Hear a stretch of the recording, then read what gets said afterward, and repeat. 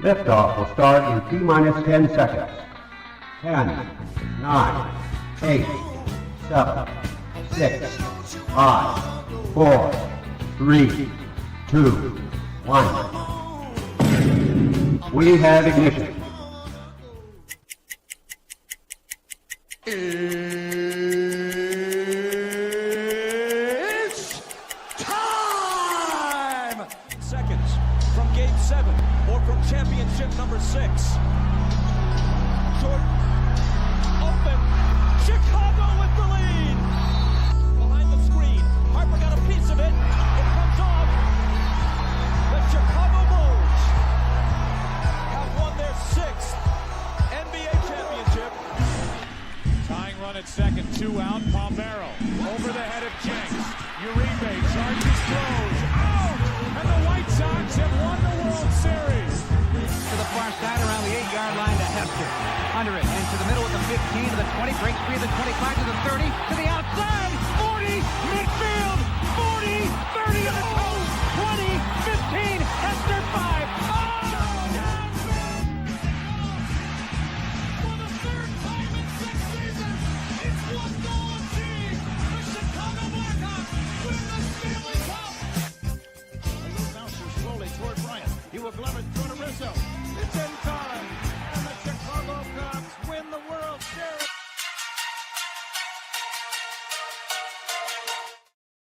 What up, what up, what up? Welcome to ShawnSierraSports on Sports Zone Chicago. I'm your boy, the SuperBack, Shawn Sierra. Thanks for tuning in. If you're watching us on Facebook Live, well, then I guess you found us on Facebook. And if you're not following on Facebook, what? Come on, go to Facebook, type in Sports Zone Chicago, click the like button, and now you're following Sports Zone Chicago. Simple. But wait, there's more. We have a YouTube page. If you're watching us on our YouTube channel, excellent.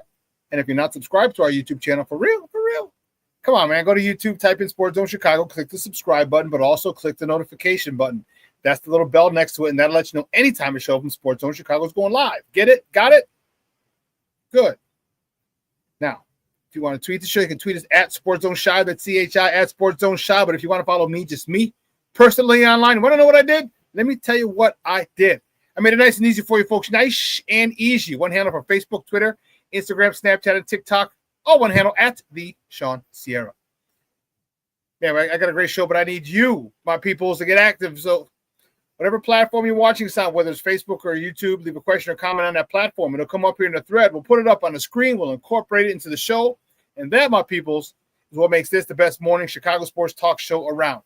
And that's you. So bring them all, baby. Questions, comments, smart-ass remarks, because ain't nobody scared over here. Like The Rock said, baby, don't sing it, just bring it. Let's check out the chat. The chat is jumping already. My man, Armando Emeterio Lara Jr. is in the house. Junior! What's up, Papa? Woo, you must have had a big exhale yesterday, you and some of the other people in this chat. Bring out the brooms yesterday. Very nice day for your boys up on the north side. Levette Lee's in the house. She says, happy hump day, y'all. Beautiful Cubs fans. Stop, Levette. Not all Cub fans are beautiful. Cornelius Cole's in the house. What up, what up, what up? ShawnSierraSports fans. Ben Johnson isn't backing down from anyone.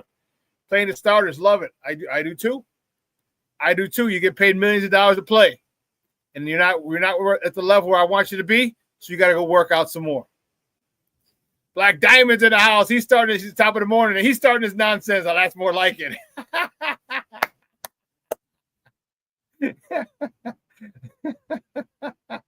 With the blue and red hearts. I got it. I'm just busting your balls, baby. That's all. No biggie. That's the thumbnail for Steve-O. That's more like it also. Cornelius Squalls with his nonsense. Fly the W. Don't do that. Let's not do that. No, we don't need to do that. Oh man, Armando FGB. You're damn right. Black Diamond says Mondo FGB. You're damn right, baby. Mr. Southside himself. What's up? He goes, what up on a hump day? Bear down. Go Sox. Go FGB. What? FGB. What? FGB. What? Go. I like it. I like it a lot. Hey, I got to. I hear you, dog. You're repping your squad. Hey, that was a big exhale yesterday. You know what I mean? Just losing one of those games would have been you're down 2-1 in the series. man, I get it. Big game for you guys. Big day for you guys yesterday. You know? So I hear you. Like I said, just busting your balls. That's all. And listen, I don't know a lot about a lot, but I do know this. More of the usual suspects will chime in as the show goes on. That, my peoples, I can promise you. Listen, we got a great show for you. Kole Nole from A to Z Sports covers the Bears. Stop it, Steve-O. Oh, nothing closeted over here. No, thank you. I'm just happy for you guys because I just don't want you. I don't need any. I want your mental health to be all right. That's all I'm worried about. I want your mental health to be all right, Cub fans. Because man, you're going through it. You're going through it. That's all I'm saying. And again, I'm looking to have the swag shop up by Friday. This will also be available along with FGB and some other cool stuff, Sports Zone Chicago gear, Sports Zone Chicago shirts, hoodies, quarter zips. So we got some really cool stuff. Brandon Schutz checking in. What's up, Papa? Good morning. Thank you for tuning in. I appreciate you, sir. But yeah, Kole Nole from A to Z Sports is going to join us at the top of the hour at 10 o'clock to talk all things Bears. Going to get his take on the starters playing, how much should they play, the left tackle position, the running back room. Yeah. A couple other issues that are circling around our Bears. Okay, so Kole Nole at 10 a.m. Man, I'm telling you, it's going to be interesting. All right, the Chiefs are playing their starters. And I'll tell you what. If we get the ball and the Bears offense goes down and has a day like they did, they have an opening drive like they did last week. Yeah, I'll tell you what, that'll be the only series that they're in. That'll be the only series that they are in. So, I'm fired up about it. I am really, really fired up about it. I'm thinking, and here the Chiefs had a really good defense. The Chiefs have a really good defense. So you're going up against the ones. You're going up against a quality defense, and I'm anxious to see how these boys play. I really am. Friday night, I got to figure out where I'm going to go watch the game.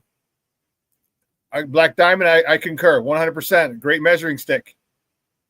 Okay, good measuring stick for the Bears on Friday, and you get to feel good about yourself. You know what I'm saying? Like, okay, check this. How are we doing? We're doing okay. This is a Super Bowl contending team. So are the Bills, but the Bills didn't play their starters. The Chiefs are playing their starters. So the Bills, as good of a name as it was beating them like that, they didn't play their starters. We're gonna get the starters, and I don't know how long the Chiefs are playing for their starters. 1 series, 2 series, but if we can go down and score on their first defense, I'll tell you what, Bears Nation will exhale loudly, and there'll be a small faction of Bear Nation who's going to talk a lot of shit and put us in the Super Bowl. Shorty, not saying any names. Mr. Shawn, he's checking in. He's top of the morning. What's up, Papa? How are you, buddy? Thank you for tuning in. I'm just messing with you, dog. I'm just messing with you. Oh, snap. The Plankster's in the house. He's in here as well, baby. Says, good morning. Good morning, Shawn. Chat. Bear down. Nice. Okay, everyone else just exchanging pleasantries. Wonderful, wonderful, wonderful. But I will tell you this: I was very happy with the fact that Ben Johnson came out and said that the starters are playing. I just think it's important. I would hate for Caleb to go into the season with only 2 series of game reps, and I know you had organized practices, but it's not the same. You get good work in. You know the old saying, the games don't count, but they matter. There's preseason games, and it matters. Okay? And they matter. I really, to me, with Caleb learning the new offense and the whole offense, the whole team learning a new offense, I want them to get as many reps as possible in a game. Again, I know and you can get a lot of good work in this control scrimmage. Okay, but give me a game. You have it. It's not like you're just flying in. Buffalo flew in for a scrimmage and that was it. For a game, give them live game reps as well. Why not add that to the joint practices that you had? Why not? I just don't. To me, it doesn't make sense. So, looking forward to Friday. It's a quick turnaround, isn't it? Quick turnaround. But then they got a week off before they play the Vikings on Monday night. That's going to be a game. That's going to be a game. So, anyway, Cub fans, how are you feeling? How you feeling? Big game yesterday. Owen Casey, the youngster, strapping redhead. Man, oh man, oh man! I tell you what, that young man looks good. You guys have a good minor league system, farm system, and you develop them well. You develop those young kids well. And look at everyone you're bringing up has produced or has contributed in some way or another. In some way or another, every person that you brought up has contributed. And that's awesome for you guys.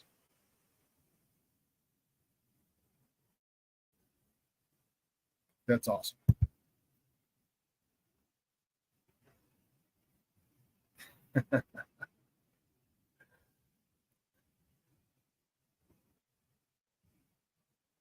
So it's 9:17. Let's get a crack-a-lack. Let's do it. We'll talk. We'll go in depth more with baseball after the bottom of the hour. But you guys, you know how we do the first segment of every show is called Top of the Morning. She won't come just when you want it.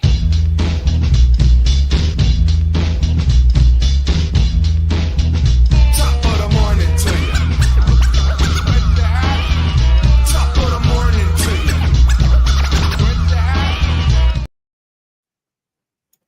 Let's see. Which way do we go? Which way do we go? Which way do we go? Here we go. We got it. The Cubs. There you go, baby. Your Cub fans.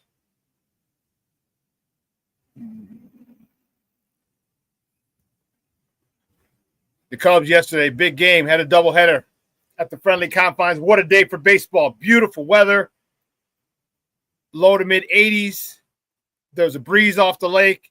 Cubs beat the Brewers in game 1 of that doubleheader, 6-4. Matthew Boyd, he was out of bump for the Northsiders. He got the win. He's 12-6 with he's 12-6. He went 5 1/3, 6 hits, 4 earned runs, 3 walks, 3 punch outs. We talked about the youngster Owen Casey. He was 2 for 4 with a homer. His first career homer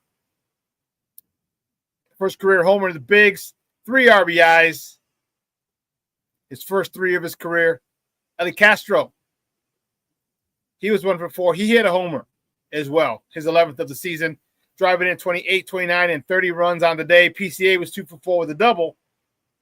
His 33rd of the season. But wait, there's more. They played a second game. The next top of the morning topic, that second game, Cubs brought out the brooms for the day, and they beat the Milwaukee Brewers game 2, 4-1. Jameson Taillon was on the bump for the Northsiders. He's 8-6. He went 6 innings, 5 hits, 1 earned run, 1 free pass, 4 punch outs. Dansby Swanson 2 for 4 with a double. His 17th of the year. Michael Busch was 1 for 4, driving in his 69th and 70th RBIs of the season. And Owen Casey, he was 1 for 2, driving in his 4th RBI of the day. Not just the season, of the day. Big strapping young man, the ginger-haired giant. You look good for you guys. You look good. Staying with the Cubs, the next top of the morning topic, the Cubs host the Brewers tonight at Wrigley Field. First pitch is at 7:05 Central. You can catch that game on the Marquee Network or listen to it on their flagship station, 670 AM. The probables for tonight's game. For the Brew Crew, Jacob Mizorowski, he's 4-1 with a 3.89 ERA going up against Colin Ray, who's trotting out of the bump for the Northsiders. He's 9-5 with a 3.99 ERA.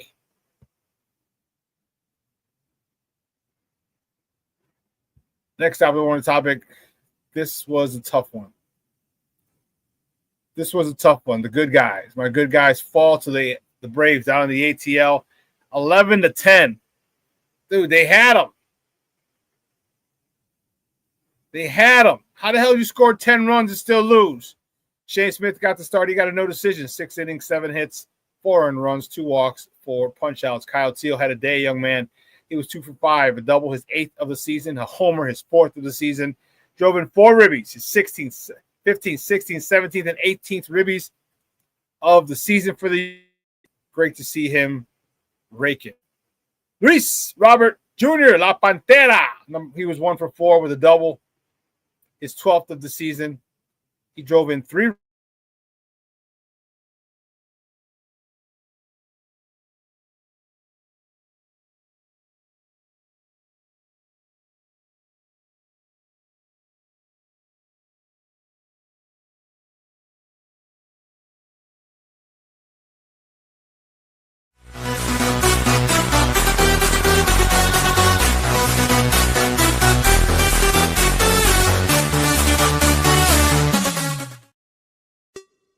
Hey, it's your boy, the SuperBack, Shawn Sierra, and be sure to follow Sports Zone Chicago on all social media platforms, on Facebook, Instagram, and our Roku channel. You can find us at Sports Zone Chicago, and on Twitter, we are at Sports Zone Shy. Also, be sure to download our mobile app so you can take Sports Zone Chicago with you on the go. Time out. How are you feeling right now? Happy? Excited? Angry? Overwhelmed? One of the best things you can do for your mind health is to name what you're feeling. It can sharpen your awareness and help you talk about your feelings with someone you trust. Here are 3 questions to ask yourself. Where are your thoughts right now? In the past, the present, the future? Do you notice any sensations in your body? Is your heart beating fast? Is there a flutter in your stomach? Or are you fully relaxed? What do you need right now? Time with others? Time to yourself? Remember, there's power in this awareness. So find ways to identify what you're feeling today.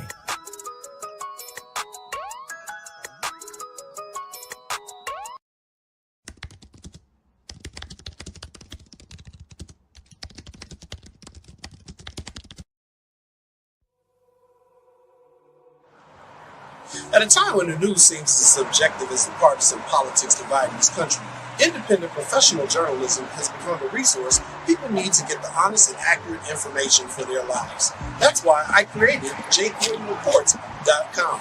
As a born and raised Chicagoan, I know this city better than anyone. So my investigative stories are all original, and they'll go deeper to expose the truth by using information obtained from public information databases and in-depth interviews with the movers and shakers. My future stories will introduce you to people and businesses who are changing the world, not just Chicago. My missing person stories will spotlight those who you don't hear about in the mainstream media who are often overlooked. If you want to hear my personal views on things around the world, check out my blog site, which is based off of factual information on my life experiences. There's also past episodes of my weekly sports podcast show, What's Up Cuz, that I host with my real-life cousin, Lance Urban. So if you're looking for all this information and more, check out jcoydenreports.com and follow me on Twitter at jcoyden.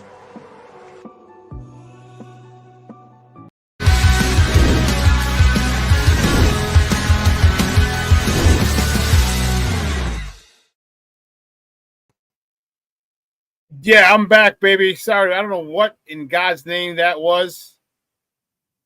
Mercury retrograde or something. What the hell took me off the air? I don't know. But we were talking to White Sox, the good guys.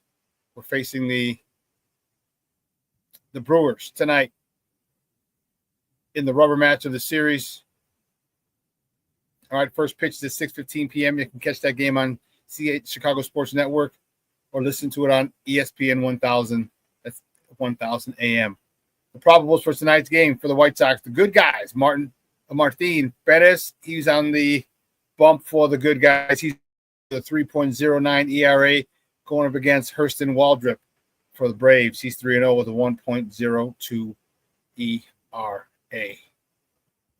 Yeah, I don't know what the heck that was, guys. I apologize. That was craziness. But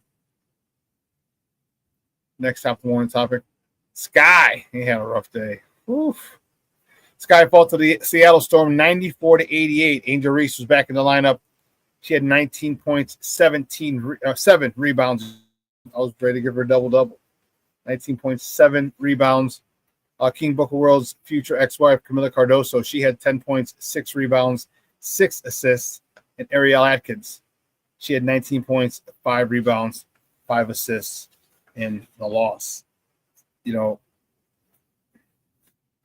it's frustrating to see the way that the season is going for the Sky. Believe me, I know they're frustrated. Fans are frustrated. All right. There's only one team worse, and that's the Connecticut Sun in the WNBA. Only one team worse than us, and that is a shame. Staying with the Sky traveled to the Big Apple. You know, they're not going to dace them. What they're going to do is they're going to face them. That's messed up. Funny.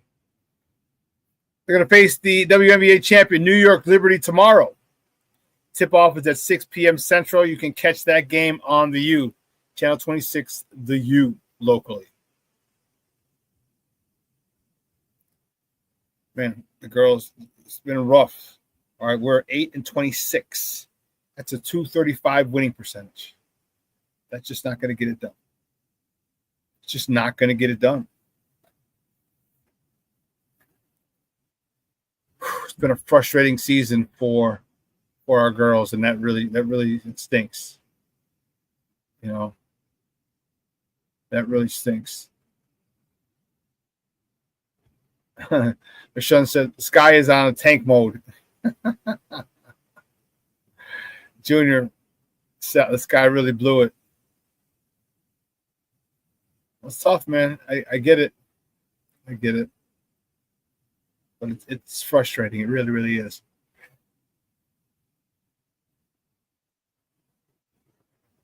Let's check this out. The last top of the morning topic. Bears. There you go, baby. The Bears. Final preseason game Friday. Take this off. There you go. Final preseason game is Friday in Kansas City against the Chiefs. Kickoff is at 7:20 p.m. Central. You can catch that game on Fox 32 or listen to it on the Bears flagship station, ESPN 1000. That's 1000 AM. All right, we talked a little bit about how it's going down. The Chiefs are playing their starters, according to Andy Reid. The Bears are playing their starters, according to Ben Johnson. So we'll have ones versus ones for at least a series. At least a series. 1-0 versus 1D. Our 1D versus their 1-0. It's going to be good. It's going to be, and as Black Diamond mentioned, it's a good measuring stick. It's a good measuring stick for the boys. So listen, what we're going to do, we're going to take a quick break. On the other side of the break, we're going to talk a little baseball. We'll talk Cubs, what they need to do today and tomorrow. It's Kyle Tucker situation. Talk White Sox as well. So don't go anywhere, folks. Keep it locked right here. Shawn Sierra Sports on Sports Zone Chicago.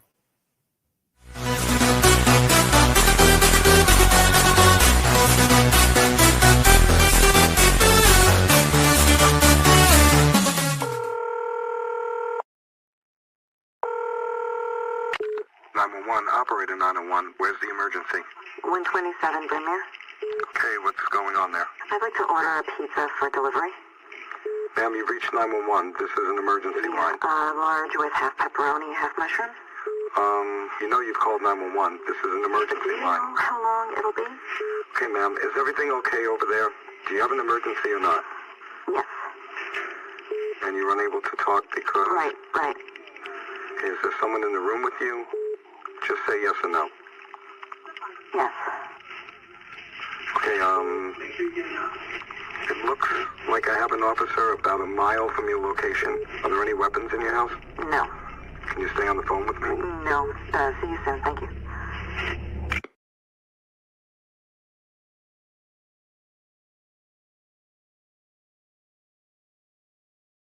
Every day, we take steps to keep the people we love safe, but some health risks are easy to miss. Ticks hiding in the yard can spread germs, like the ones that cause Lyme disease. Mice searching for food can spread bacteria that makes us sick. Mosquitoes lay eggs in standing water and can spread West Nile virus and more. Cockroaches are drawn to water in the home, leaving behind allergens that can trigger asthma attacks. Common pests can threaten our health. Learn how to protect your family at pestworld.org. When I'm flying, I put my helmet on, my visor down, my mask up. You don't know who I am. Whether I'm African American, Asian American, Hispanic, white, male or female. You just know I'm an American airman kicking your butt.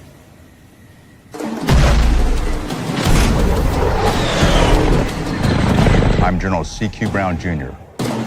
Come join us.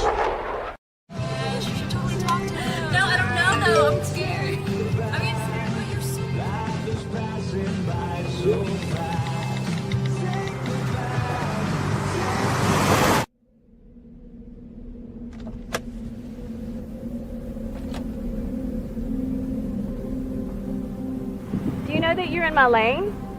No, not at all. Are you not paying attention? Are you texting? I was just checking in with my mom. I was telling her that I thought we'd be home by 6. It's okay. There's enough time. Just pay attention. I'm not even halfway through my text. There's no way. I'm not even going to look up. My babies are in the car. You have to pay attention. It's just supposed to be a quick text. I'm so sorry.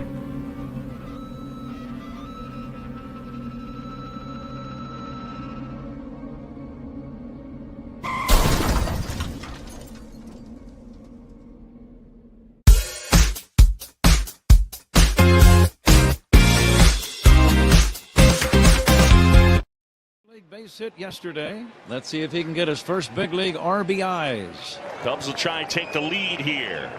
Line drive, base hit right field. Suzuki is in. PCA on his heels. Castro to third. Casey.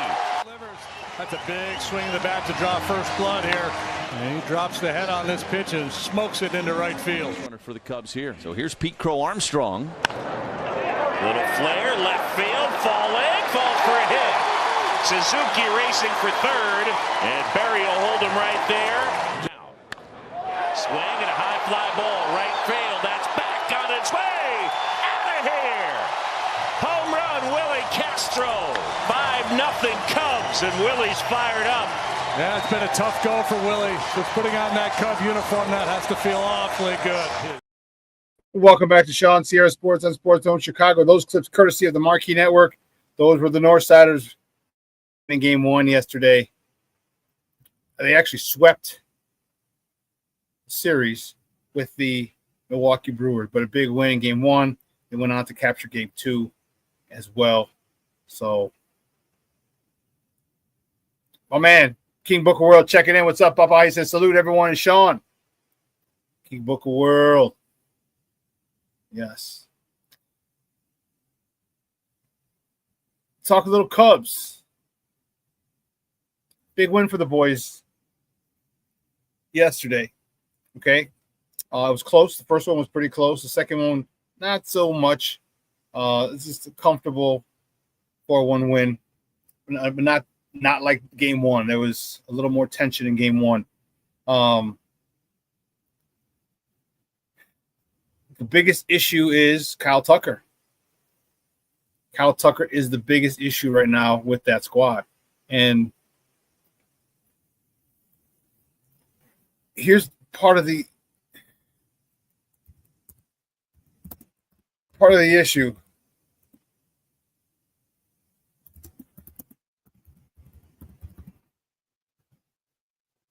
Kyle Tucker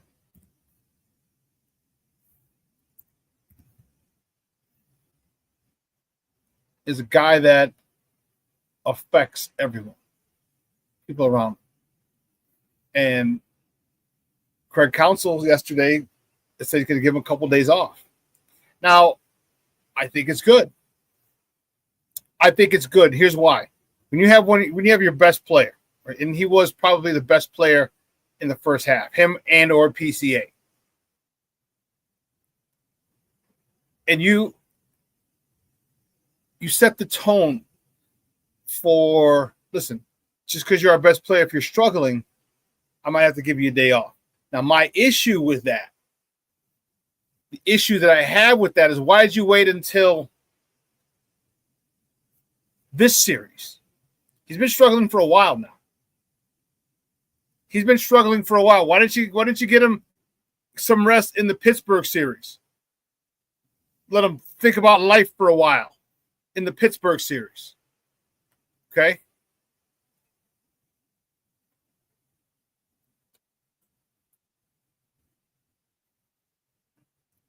Give him a chance, and maybe that could have brought him out of a slump. You need him. All right? He was part of one of the best offenses, arguably the best offense in baseball in the first half of the year. So people would feed off of him. PCA could feed off of him.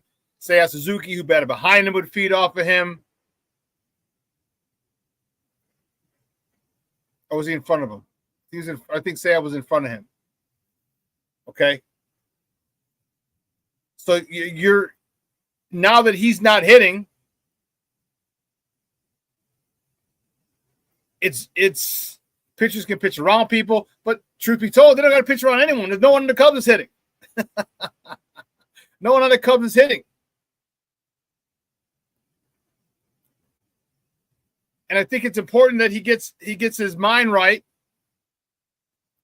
They're going to need him for the home stretch. They're going to need him for if they lose the division, which is what it's most likely going to be. They need him. They need to win the wild card. All you got to do is get to the playoffs. It doesn't matter. It doesn't matter where you're in. You would like to have the division and maybe get a bye or face a wild card team. But listen, the Cubs aren't really a wild card team. So if the Cubs make it in via the wild card, who the hell's going to want to play the Cubs? Who the hell's going to want to play the Cubs? This is a team with the best record in baseball for a while in the first half. The hottest team in the baseball in the first half. And if you're playing them, you'd be concerned as hell that they start finding their groove. Because what if the last week and a half, 2 weeks, you see them finding their groove? They're just too far back from Milwaukee to take the division, and now they're a wild card. And now you're a division leader who's got to face whoever faces them in the wild card round, the first round, has got a hot team, has got a juggernaut to face. And you don't want the Cubs to get hot. The National League does not want the Cubs to get hot because they saw what the Cubs can do when they get hot in the first half of the season. And Junior said it plenty of times. He's more leery of a hot team, a team on a hot streak, than a good team. Because teams that are hot, they have the ball bounce their way more often than not. They get a lot of lucky breaks. A lot of lucky breaks.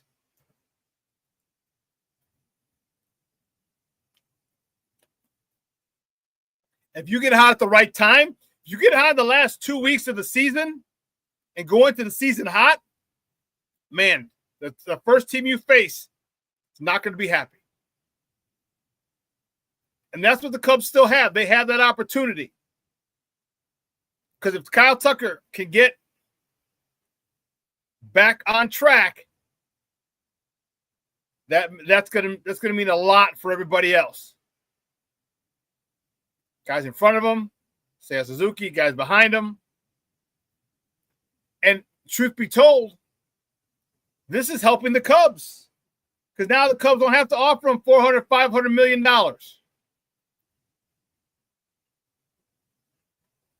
Although, unfortunately, I believe it only takes one person to offer you $500 million for you to bounce. So what are the Cubs going to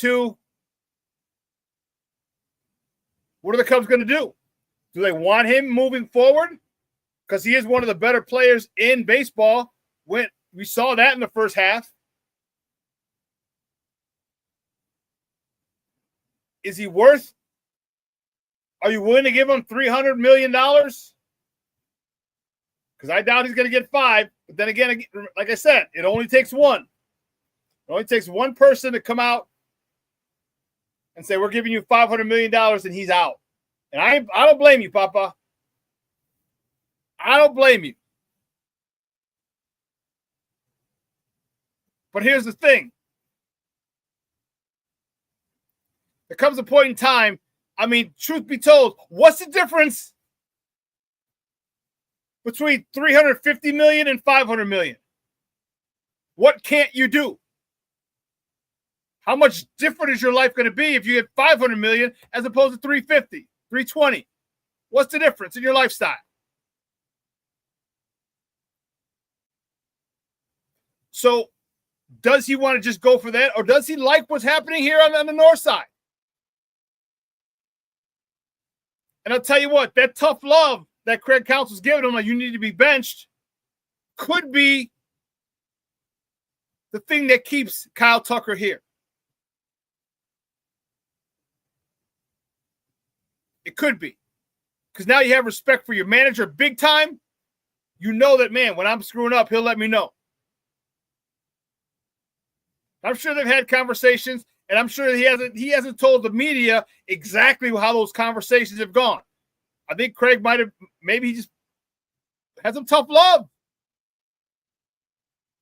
Sorry, young man. You're not playing well. I need you to sit. Period. This is working out in favor of the Cubs.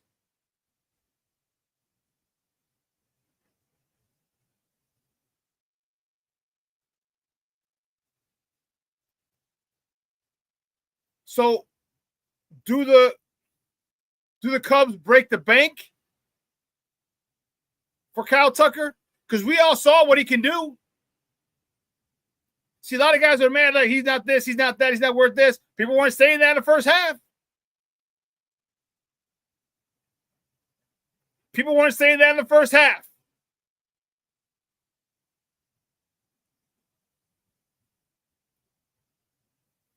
What happens if in the last 30-something games, he goes ham?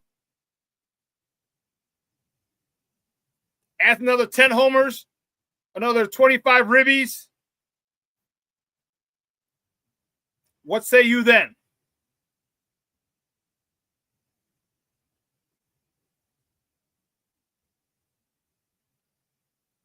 What say you then? He's got time. And what happens? I'm telling you, what if you get in the playoffs? He goes into the playoffs hot and gets hotter in the playoffs. There's a chance for that. There's a possibility for that. And PCA comes around and starts hitting. Seiya Suzuki comes around and starts hitting.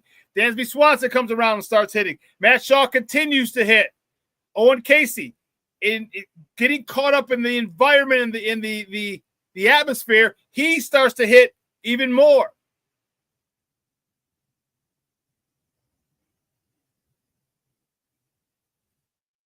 The Cubs are an extremely talented team.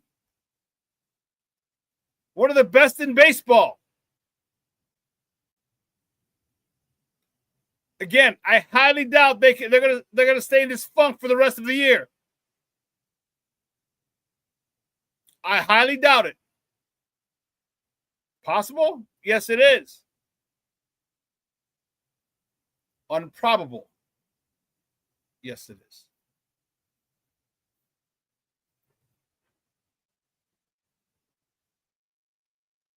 Cubs they got to get back to fundamental baseball. They got to get him on, get him over, get him in. That's it.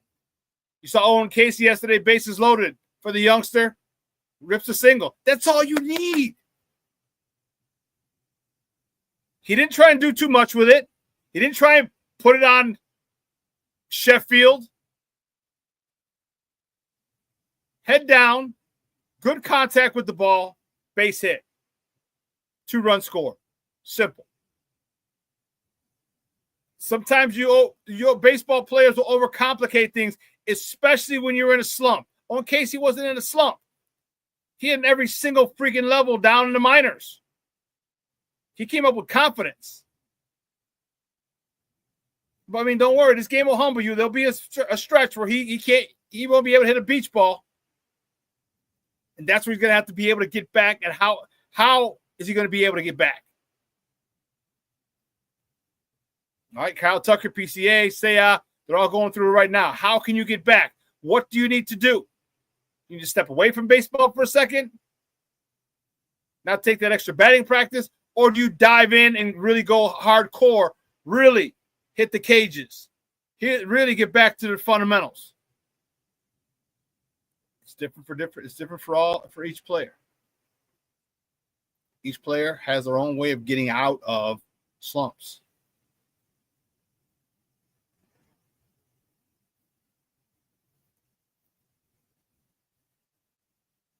Cub fans, how are you feeling about Kyle Tucker? You happy he's benched? I know Black Diamond just wrote. I agree with you. He says, I just don't like that he waited to bench him. Yeah, why? That's what I said. Bench him the series before. Sit him down. Get him to start thinking about life in baseball before the biggest series of the season.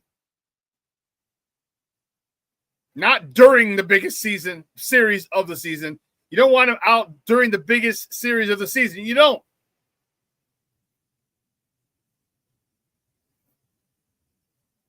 Morning to you, Shawn.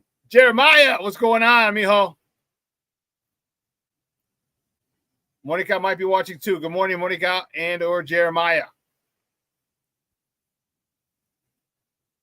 You're still in a good spot, though, Cub fans. You're still in a good spot. Don't fret. I know you will, but don't fret. You're still in a good spot. All you need to do is get in. If you get hot at the right moment, you know as well as I do, dangerous. Monica's at work, so Jeremiah. Jeremiah! In the house. You can be that team. You can be that team that nobody wants to face. Listen, even if you limp into the playoffs, no one's going to want to face you. The names and the production of that lineup, you have to be leery of. Because you hate for them to come out of that slump in the first round of the playoffs if you're playing them. You hate for them to start seeing that ball better out of the pitcher's hand. Then you're screwed. No ifs, ands, or buts. You're screwed. And my White Sox, man, bullpen. What are we doing here? What are we doing here? You score 10 runs, you should win a game, period. Should be a win. But no. Our bullpen wants to make it interesting all the time. It's like, no.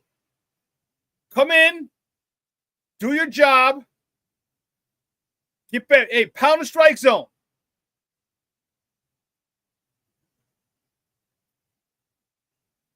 I was so mad when I saw that. Yesterday I was watching it on my, not watching it, but looking at the StatCast on the phone. No, where it goes pitch by pitch. I'm like, all right, cool. They're up 10-9. Okay. Let's get this out of the way. Bottom of the eighth. I look back, 2 runs. Fudge crackers. What do we need to do?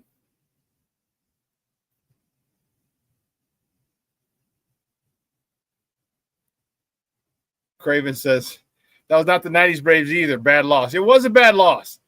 I mean, yeah, and then the 90s Braves team, that was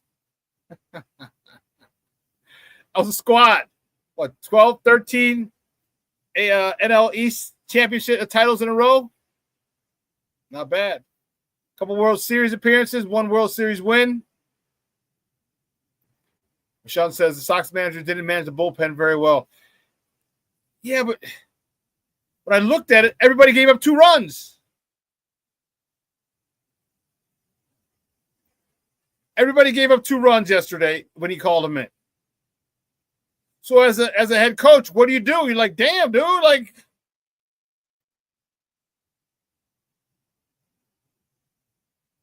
it's tough. And I know it's easy to say the manager didn't manage the bullpen well, but when you guys aren't pitching well, what are you going to do? All right, Shea Smith went 6 innings. So he comes out of the game.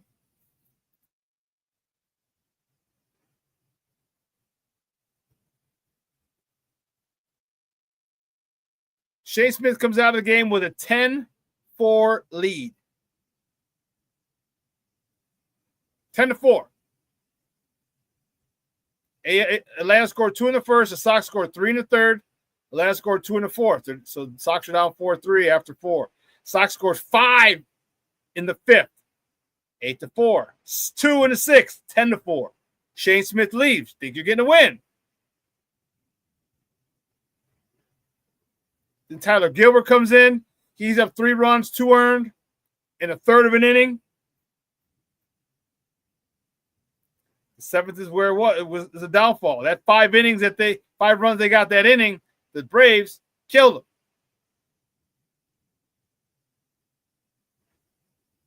Man.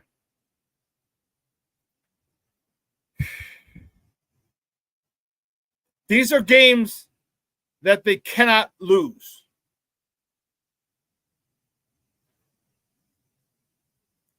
You go up 10-4, that's got to be a dub.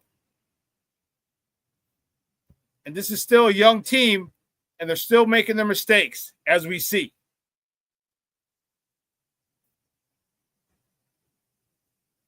They've got to overcome it.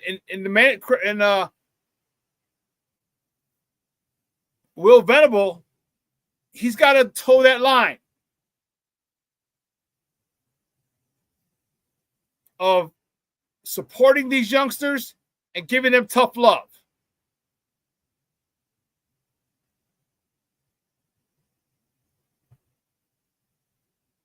He's got to toe that line because there has to be a point where tough love is needed. Like, stop screwing up.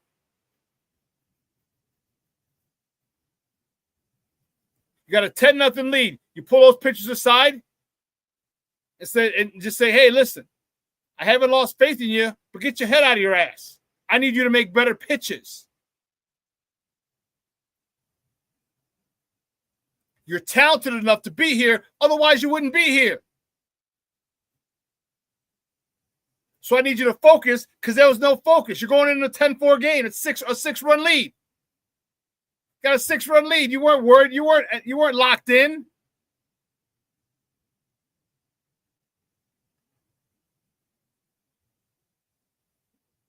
Tyler Gilbert, you're not locked in.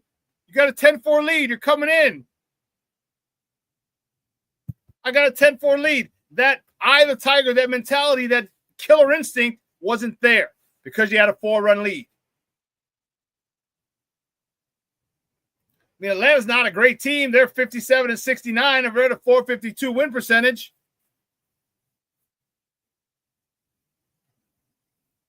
But you have to come in ready to go to work. And that's the thing that I've seen a couple times with this bullpen. The White Sox are not coming in ready to work. They're not coming in with the eye of the tiger. They're not coming in looking to dominate. They're not coming in looking to shut you down. They're coming in to get outs. Okay, let me try and get a couple outs here, trying to get a couple outs there. Let me get through this inning. No, come in, attack, Pound the strike zone. Low and away. Give him a little high heat. Back him up a little. Throw a curveball. Down. There's so many different things. I mean, come in and attack these hitters.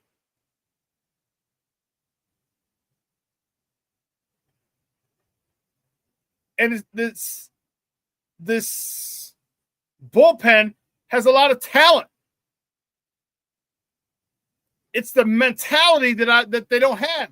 They don't have the killer mentality, that attack mentality. And that's frustrating. And Will Venable's got to do a good job of pulling it out of them. Like I said, you got to toe that line between encouraging and tough love. I lean more toward a tough love more than anything. But then again, these players nowadays, they might have an issue and you hurt my feelings and I can't pitch because it's in my head that you yelled at me. And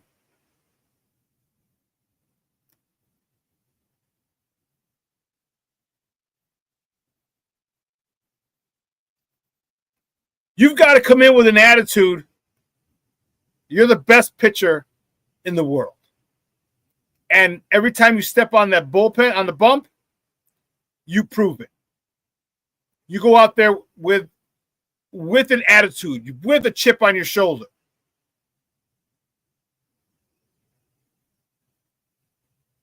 Because look, you're not just pitching for the White Sox, you're also auditioning for other teams. If for some reason you don't make it here.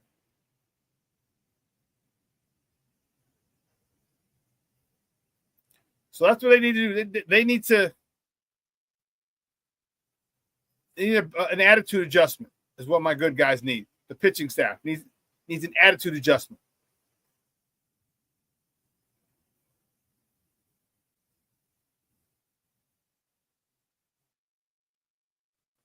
Junior says the Sox need the swagger they had before the All-Star break. Oh, no, right after the All-Star break. Yeah, they do. The Sox need that swagger they had right after the All-Star break. Remember, they were 8-6, 8-4, something like that. Dude.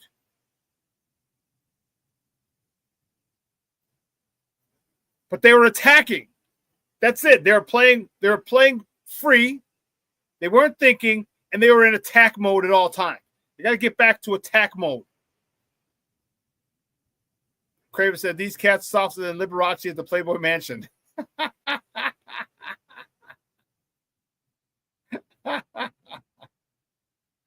Oh, that's good stuff.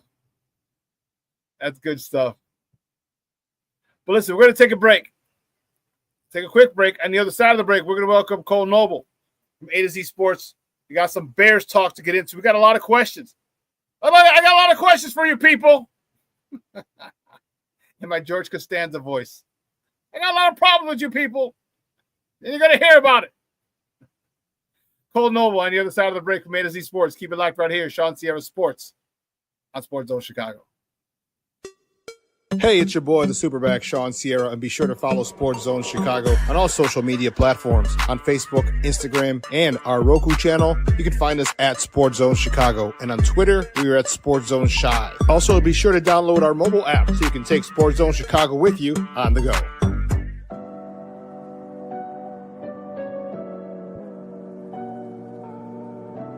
How do you take care of your mind health? For my mental health, I meditate in the mornings. I have my dogs. They're the best. I just find ways that help me just relax. Finding things that make me happy, like being close to my family. I meditate a lot and read books. I have hobbies outside of the game.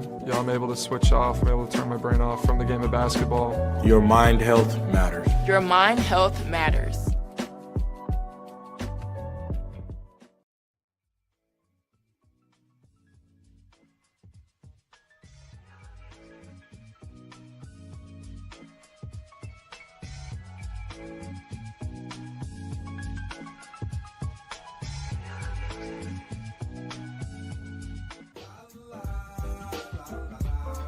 It's a romance sport. What? It's a romance sport like that. Your Marine Corps' way of life is to defend the American way of life.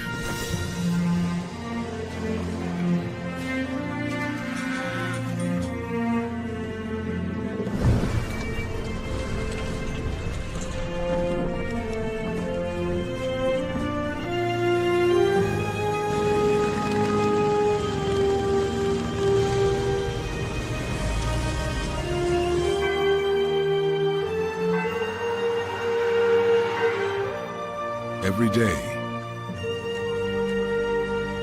no matter where we serve, we take a stand for our nation, for each other, for us all. The few, the proud, the Marines.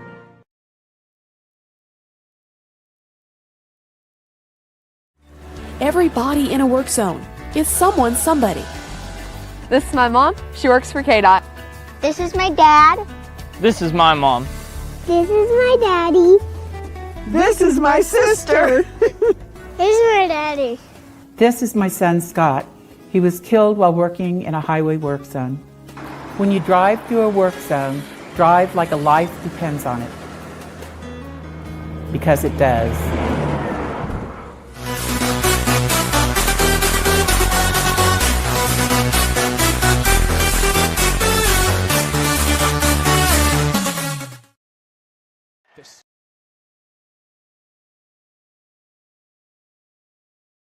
The schedule is going to be very challenging.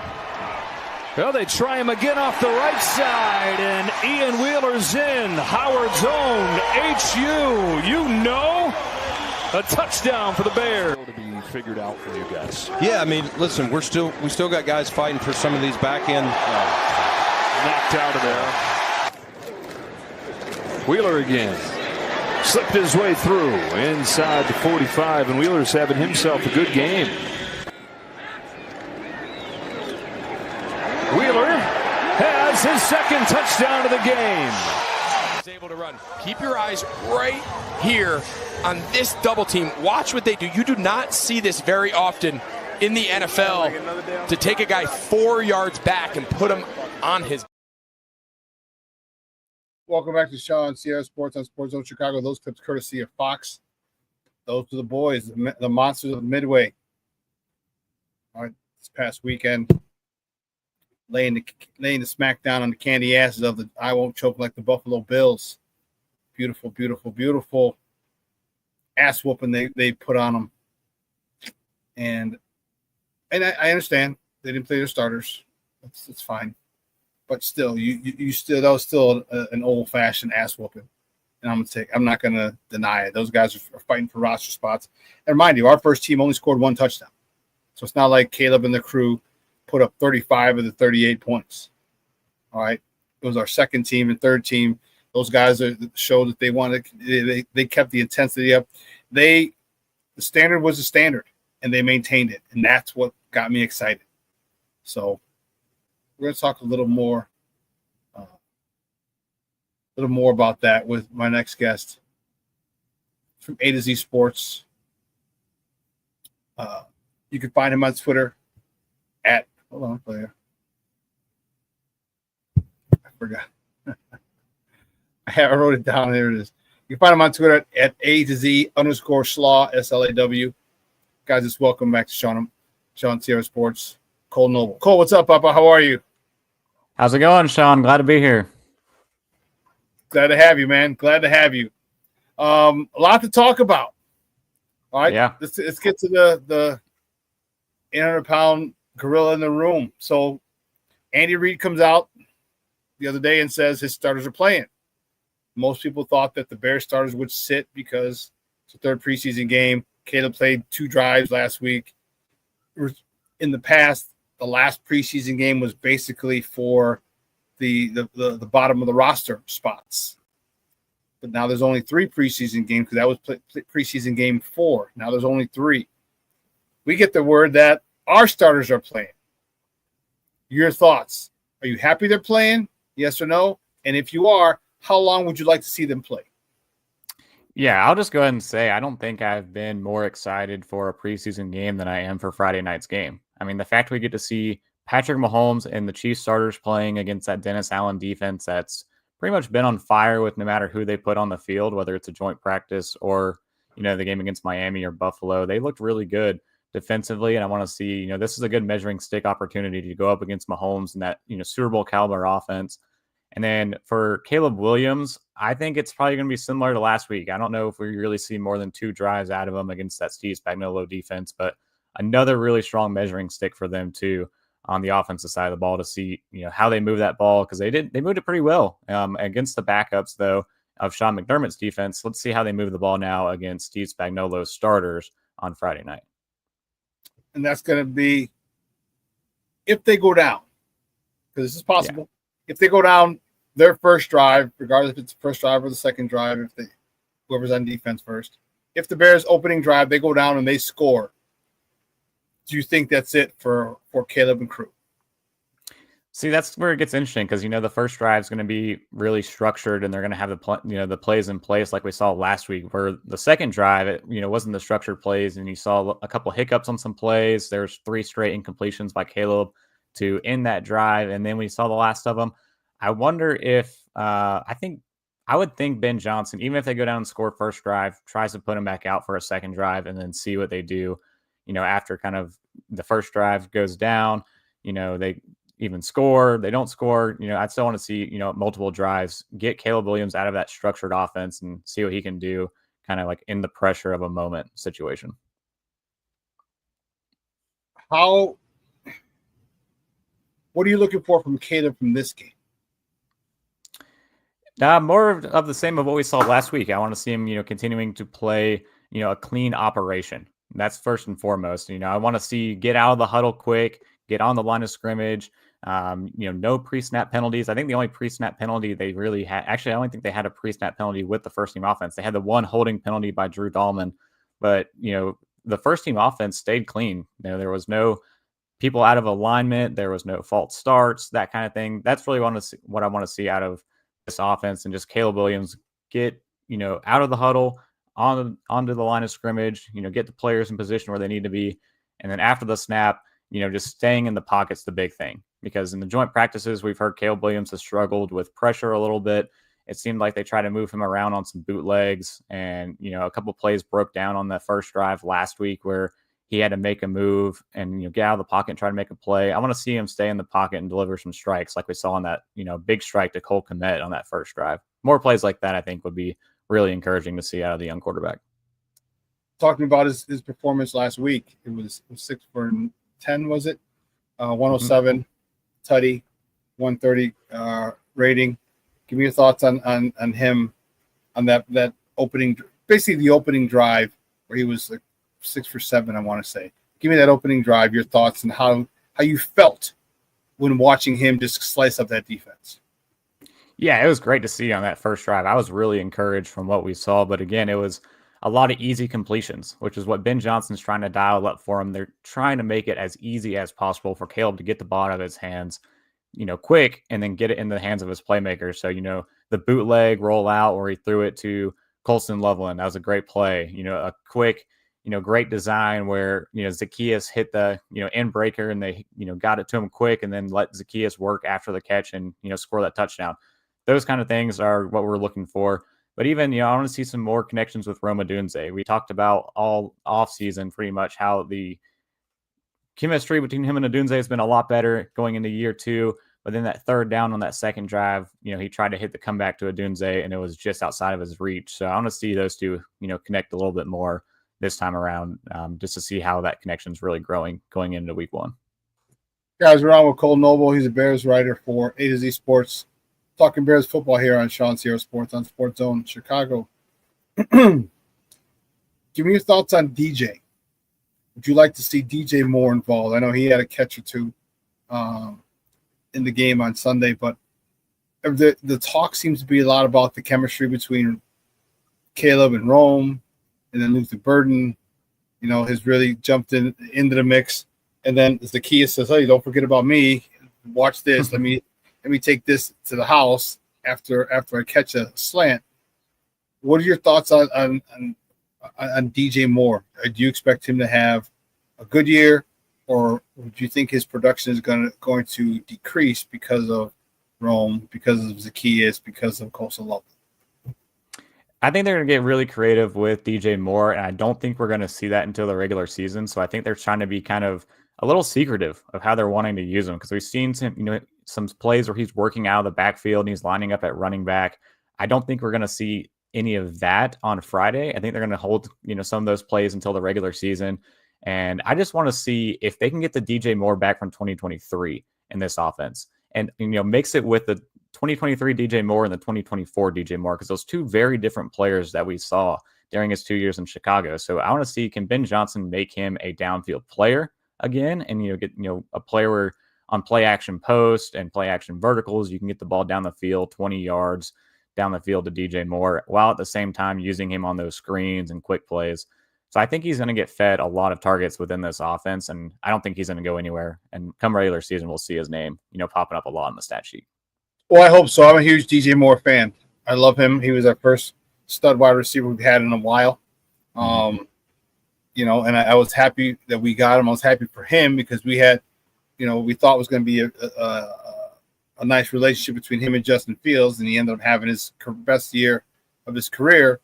But now he's got to develop chemistry with Caleb. And if he can do that, I still feel that DJ Moore is one of the better receivers in the NFL, and he can be our true number one with Rome Odunze, with Luther Burden, with Kole Nole, with Cole Kmet, with DeAndre Swift. And I think he can really, really do a number and probably make a Pro Bowl and maybe an All-Pro. But I'm concerned with that chemistry. Do you feel any concern with the chemistry between Caleb and DJ? Not a whole lot. I don't think there's really concern there. They seem to be on a good headspace together. And again, it's just, dialing up the easy completions for Caleb. And DJ is kind of a welcoming target, especially in the short yardage. He's quick off the release. He can get open in space. And then, especially on the crosser routes, that's where it's really going to be killer with DJ Moore. When he's hitting like the long crossers, 15, 20 yards down the field, and you get it to him in stride, that's the plays that are really going to be money for that connection, where it's going to be easy. You get the ball to DJ over the middle and then just let him work after the catch. You mentioned something that I've been saying a lot, and I'm glad you brought it up, and I wanted you to obviously get your take on it. Getting the ball to the playmakers. Yep. All right. Do you think Caleb has finally learned or will learn soon? I don't need to throw the ball 30 yards downfield. I can hit a guy in a slant and have Zacchaeus go between two defenders, hop back outside, leave one, diving at his legs, and he can score a touchdown. I get credit for all 38 yards, and I don't have to put it 38 yards in the air. Do you think Caleb will finally come to that understanding that I have a hell of a lot of yards after catch, or run after catch, whatever you want to? Guys, I got DJ Moore, I got Rome Odunze, and I got the guy who led NCAA in all yards after catch last year, Luther Burden. And, oh, by the way, Zacchaeus guy we just got, he looks pretty damn good at it too. Do you think, how soon before you think Caleb gets it? Like, I don't have to throw the ball. Let me get it to the guy. They're getting paid too. Let me get it to my playmakers and let them make plays. Yeah, I think it's going to happen pretty quick. And if it doesn't happen pretty quick, Ben Johnson's going to let them know, hey, this is the standard and this is the way this offense runs. You need to get this ball out quick. You can't just be sitting around being, a statue in the pocket or trying to make something, happen, moving around and taking, 8-10 seconds after the snap to try to make a play. You got to get that ball out quick. And there's reads in this offense still. It's not like a one read offense where, you catch snap, throw to your first read. There's still, a progression to it. And I think that if it starts taking a slow amount of time, if it's Friday, if it's week 1, if it's week 4, at some point, like Ben Johnson will get it through to his head, like, hey, you got to start taking what they give you immediately, get the ball out of your hands. And, I think he's going to be pretty welcome to that idea because it's going to help him. And it bodes well with his strengths as a quarterback of, having a quick processing speed. And, he gets into an issue whenever he, kind of stays there and he's processing for too long and, takes a sack or, starts getting pressured. So it's the best for both sides. Getting the ball in the hands of the playmaker immediately is what Caleb needs to do as a quarterback and what this offense needs to do to be as efficient as possible. Give me your thoughts on the offensive line. Are you happy with it, or are you girls concerned with that left tackle position? Because it seems like anyone and their mama is going to try out at left tackle. Yeah, I think I'm pretty confident in it, especially, with how they've looked through 2 games. Even some of the backups, especially in the run game, they are opening some lanes in that run game. No matter who's running the ball, they are doing a really strong job getting a push, whether it's Amangaji at left tackle, whether it's Braxton Jones at left tackle. And as much talk as there is about that left tackle position and who's going to come out on top, which it looks like Braxton Jones right now will get the nod week 1, and we'll see how long he holds on to it. But even if they have a struggle at that position, I think they have 2 very strong tight ends, even 3 strong tight ends if they keep Durham Smythe in there as well as a blocking tight end, where they can give the left tackle some help. They can even push the running back over there to help chip some blocks. Joe Thuney, has experience where he can help out at left tackle, not playing left tackle, but at left guard where he can help with some double teams at left tackle if it's getting some push in the run game. I think they're just going to try to push some protection on that side if they're really concerned about it, and just let the other 4 members of that offensive line stand out, which they have been so far from what we've seen in joint practices. We haven't seen Thuney yet. I don't think we see him on Friday either against his former team, and he's going to be a real difference maker once he gets on the field in week 1. Who's your choice for starting left tackle? I think it's Braxton Jones. I think the experience piece is big. If it's between him and Theo right now, I don't know how you can really trust Theo to go out there. I think Braxton Jones gives you the most trust factor, which Ben Johnson wants, in his offense. So the experience goes a long way for him. And then Ozzie Trapilo is just going to be that swing tackle who can play on, left or right side once they need to bring in a 6th offensive lineman into the game. Short yardage, goal line, those kind of packages. I still think they use Ozzie in there a lot. So I think, but Braxton Jones is going to be the left tackle starter, right out of the gate. How do you feel about this running back room? Do you think the Bears need to go out and get another running back because Kalmanungai wasn't dressed?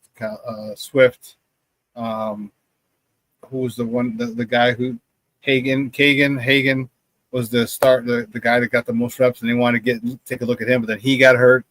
So then Ian Wheeler was back, and Britton Brown was in there, so they were down to like their 5th and 6th running backs. Do you see them going to get another running back after cuts, or do you think they're good with their running back room now? This is where it's going to get interesting. I mean, Roschon Johnson hasn't played in 2 games now. He's been dealing with a foot injury, and like you said, Monangai didn't dress, Swift didn't dress, so that Hankins really got the bulk of the workload until he got injured, and then it was down to Ian Wheeler and Britton Brown. So this will be interesting because there was 26 or high 20s running backs drafted in the the draft back in April, which means a lot of veteran backs are going to be in jeopardy of getting cut or available for trade. So I know a lot of people are talking about Kenneth Walker. A lot of people are talking about Brian Robinson in Washington. And last year, around this same time, we were talking about the same kind of issue with the Bears defensive line. And Ryan Poles, gave up some, day 3 picks. He got Darrell Taylor in the building, got Chris Williams in the building to shore up that position before roster cuts. So if you wanted to make a move and they weren't happy with the depth in the running back room, you can offer a day 3 pick for a Kenneth Walker or a Brian Robinson, a player that's on the last year of their rookie deal that can come in and kind of aid that position if they feel like it's not good enough. But I like what I saw. Hankins ran well. Even Britton Brown ran well. Ian Wheeler, I think, has a strong shot if he has another big performance to make a really tough roster consideration. And then we saw, like I said, we still haven't seen Roschon Johnson at all in the preseason. So if he can get on the field and come back from that injury and, provide some kind of reinsurance, I can see a move not being made. But if he misses another game and Monangai doesn't dress, then you have to start wondering if you can go out and try to get it back before the cut downs happen around the league. Is Roschon making this roster, regardless of whether he plays Friday or not? I would think so, just because as a goal line back, he was effective and they like him in that role again. But that injury, like I said, is concerning. We don't know how bad it is. And honestly, we haven't heard Declan Doyle. We haven't heard Ben Johnson even talk about Roschon all throughout training camp, which is pretty alarming to me that they keep bringing up Monangai. They keep bringing up Swift. So I don't know how this staff actually feels about Roschon Johnson because we haven't heard anything about how they even feel about him to begin with. So when it comes to roster cuts, he would be a surprise cut if he didn't make this team. I would be surprised if they went that direction just because, again, we don't know really how they feel about him. So right now I've been putting him in the roster. When I do like a 53-man roster projection, I'm still putting Roschon in there just because he's, seems like the starting goal line back whenever they've been doing goal line packages earlier in training camp. But we'll see. I hope he gets on the field on Friday to show us a little something. Well, we know they love his character because that's all they talked about. He's such a great young man. He's such a great character. He has great character. He's a great character. He's got great character. Like, yeah, but does he get running back? Oh, he's got great character. Like, Lord have mercy. I've never heard of someone talk so much about someone's character more than their actual football talent when it came to a draft pick. Never in my life have I heard that until this staff with that young man. I'm not a big fan of his at this point. I would love to see him be a little more productive as the goal line back, because I think that's what we need. Give me your thoughts on Kole Nole, this youngster out of Rutgers. People are talking shit about him. All right, he's short. Doesn't have speed, but this guy led the Big Ten in rushing 2 years ago. He was second in the Big Ten in rushing this year. It's not the Big Sky Conference. You play the Michigans, you play the Ohio States, you play these Wisconsins, you play the Marylands, you play the Penn States, you play some big boy ball. And not only did he lead the Big Ten in rushing 2 years ago and second last year, he hasn't fumbled in like 27 years. He hasn't fumbled in college, he didn't fumble in high school. And this guy doesn't get knocked down just by a big blow. He has great contact balance. Give me your thoughts on Kole Nole and what he can do, the potential for him to do in this offense. Yeah, I think Kole Nole is like a coach's dream. Every coach that's talked about him, whether it's been Bieniemy, Doyle, Johnson, they all have been raving about this guy because he's wicked smart in the field house. Like he's getting the plays, he's getting the playbook down, and he just runs with such a hard style. Yeah, like he doesn't have the elite speed, but this man, like, he's bouncing off defenders.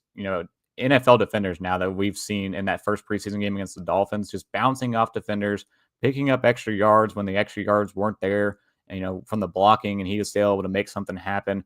I know he had some issues in pass blocking and, picking up some some blitzing linebackers. And I wanted to see him against that Bills game and to see how he, improved in that, facet of the game. But obviously we know he didn't get the dress out, and we don't know really what he's dealing with right now and, how long that, can hold him back. But if he gets on the field on Friday, I want to see him, pick up some blitzers again and try to bounce back in that area of the game. But running the football, man, this guy, he's tough-nosed as it gets, and he's going to give you hard yards if you need it, and can bounce off defenders and make things happen. And even, like, he's got some soft hands. Don't think that he's just in there to pick up hard yards. He can get in there and catch some passes as well, which adds another layer to the offense once Mononga gets on the field. So I do think that he's going to be a factor in his rookie year and, mix in and kind of spell this backfield, because I don't think they're going to give Swift near as many carries as he got last year. I called Kole Nole. I called him Aston Genty without speed. That's same. He does the same things. And again, you lead the Big Ten in rushing, second the following year, second in rushing in the Big Ten. That's something to hang your hat on. As I said, that's big boy football. A lot of those guys in that you're facing, they're going to be end up playing on Sundays. So if you can do well against those guys, then you can definitely play at this level, in my opinion. Your thoughts on this defensive line? We're still Shamar Turner, still not playing there. Hopefully he's back soon.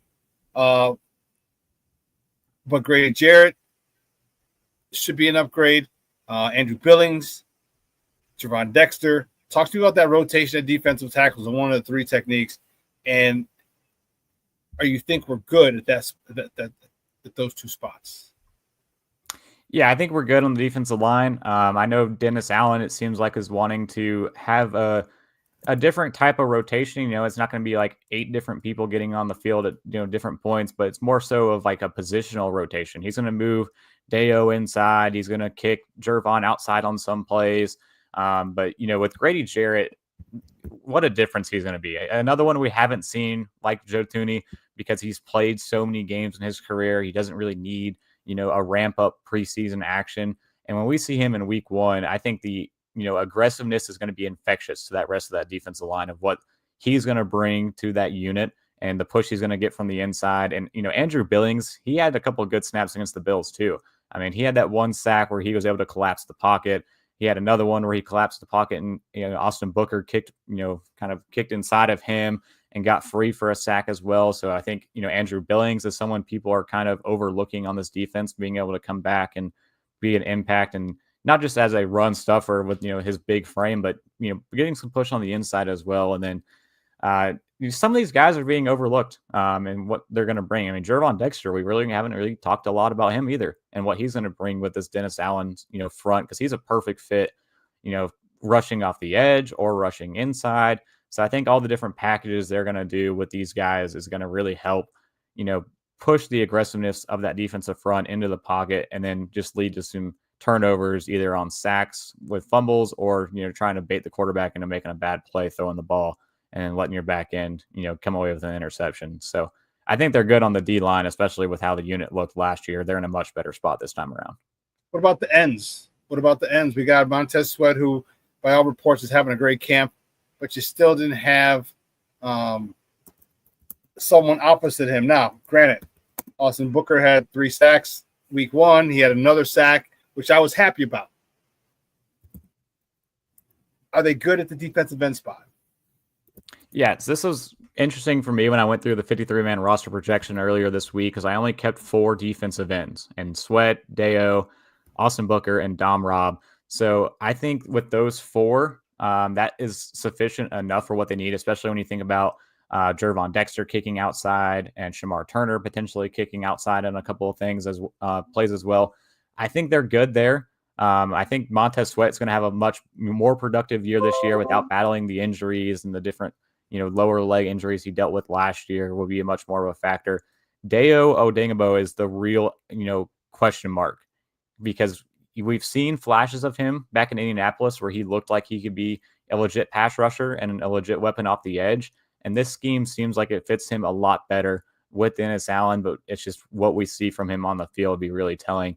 But with 4 people, I think they're fine enough there to really make something happen as terms of like pure edge rushers.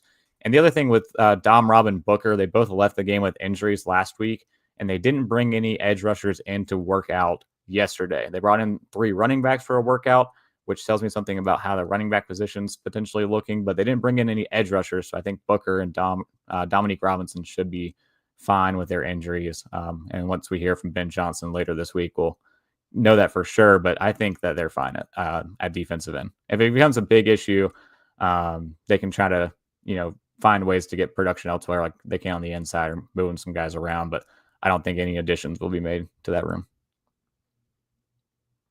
That secondary, it looks like a mass unit. All right, we just saw Terrell Smith go down, which was a non-contact injury, and those are usually the worst. So I can't wait to hear. I guess I can wait because I probably have an idea of what it is, but talk to me about your confidence in this secondary. Jalen Smith worked out before the game, looked good. Backpedal, turn and ran, that whole thing. How confident are you in this group and the depth of this cornerback group? So secondary in general. Right. It's going to be dependent on a lot of those guys staying healthy. Brisker is a big one. We've already seen Jalen Johnson with his leg injury. Like you said, he's kind of working his way back and looking good during the pregame warm-ups. So he should be still on that timeline to be back and ready to go for week 1. But Kyler Gordon's been dealing with some hamstring issues as well, and he's been out of the lineup. So keeping those 3 healthy are the big ones. Those are your 3 playmakers on that defensive side of the ball, because, they're going to rotate Kyler Gordon and Jaquan Brisker, up and down all over that defense, and they're going to be making plays anywhere. Jalen Johnson's going to be shattering your number 1. And then they still have that open number 2 job. Is it going to be Nahshon Wright or is it going to be Tyreek Stevenson? I think they rotate both of those guys. Both of them, have nice length and nice size for, what Dennis Allen and Al Harris are looking for. And I think you can kind of mix up their playing style. Tyreek's a little bit more physical, a little bit more opportunative. And then, Wright's a little bit more safer in coverage. So I think they kind of mix that position out, rotate those guys to keep, a fresh, quarterback to field at all times, because it's going to be a heavily targeted position opposite of Jalen Johnson. Quarterbacks are going to go that way. You want to keep that position safe and, as healthy and fresh as possible. And the other one with Terrell Smith going down that I think could make a roster push right here is Nick McLeod. He's kind of bounced around the league a little bit, and we've seen him play in the nickel on Sunday. He's taken some snaps on the outside as well. Dennis Allen's mentioned him by name. This is a big opportunity for him now to make a roster push with him and Josh Blackwell being potential depth guys in that nickel position. And he gives some versatility as well that can play outside. So I think that's a big opportunity for him to step up into on Friday against the Chiefs. Are you concerned if Jalen Johnson cannot be ready week 1? Like I said, he was working out beforehand the game. He looked good, but again, he didn't play. Are you concerned if Jalen Johnson isn't ready for week 1? How do you see this playing out if that's the case? If that's the case, I think that the Bears should be able to hold their own just because the wide receiver position in Minnesota has been so banged up. I mean, we know for sure now that Jordan Addison's going to be suspended during that week 1 game, so he's not going to be on the field. Justin Jefferson's been having his own hamstring problems and getting ramped up and ready to go. I think by week 1 he should be a Justin Jefferson that you still have to prepare for and put 2 guys on throughout the entire game. But I mean, it sounds like right now Minnesota is being active, trying to find another wide receiver to add to that offense before week 1. So I think if Jalen Johnson just misses that first game, I think they still should be fine based on how some of these guys have looked throughout camp and joint practices, and then the ones that have played in the preseason. I think they've been fine in coverage. They're not allowing any big plays. They're kind of flying around and being sticky in coverage. So I think they should be able to hold their own, even if Johnson's out and Jefferson's in week 1. I think it's still they should be able to hold their own. Guys, we're talking to Kole Nole. He's a Bears writer for A to Z Sports. We're talking Bears football here on ShawnSierraSports on Sports Zone Chicago. Ben Johnson's doing this for the first time. Okay? It's easy to make decisions when you're not the dude making the calls. When you're not in that captain's chair, it's so easy to make those calls. Where do you see Ben Johnson possibly having an issue as a head coach in regard to this being his first time? Is it time management? Is it timeouts? Is it getting the plays in? What do you see that the possibility of him maybe having an issue to start? I don't think he'll have any issues getting the plays in. That seemed to be working well, even with the second and third team offense. They're having a good operation there. Very rarely are they like below 10 seconds getting the snap off. So they've been really good in that facet. He gets the plays in quick.